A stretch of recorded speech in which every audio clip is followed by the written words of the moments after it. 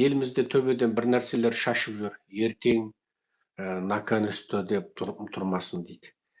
Мен ешқандай бір Америкада сөйтіп әуеден бір қызыл түсті бір дәрілерді шашып жүргенін көрмеппін Америкада. Қаншама штатында жүрдім, көрдім, әуеден адамдардан сұрадым, сендерге дәрі шаша ма? Жоқ дейді. Бізде арнайы мынау дерттербез, анау зиянды насекомдардан шашатын кездер болады дейді. Оны дейді арнайы құлақтандырады дейді, оны арнайы бір өзінің бір шашатын мезгілі болады дейді, соны көбейетін ба, ұрықтанатын кез ма бірдеңкеде.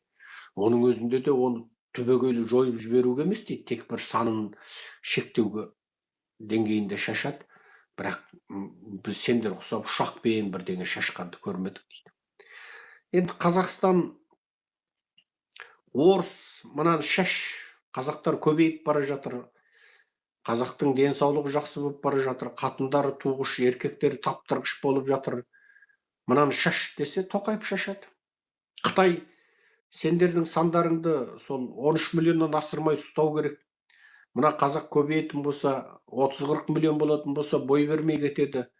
Сондықтан мына бүкіл бала табатын қатындар аурушаң, ыңқылдақ-сыңқылдақ, еркектерін жаңа белсіз қылып тастайтын дәрі мынау. Шаш десе, Тоқай шашады. Сөздің шыны, мына зұлым биліктен қазақтарға бір жақсылық болады дегенге мен сенбеймін. Аспаннан киіз жауса, сорлыға ұлтарақ тимейді. Мен соған сенемін.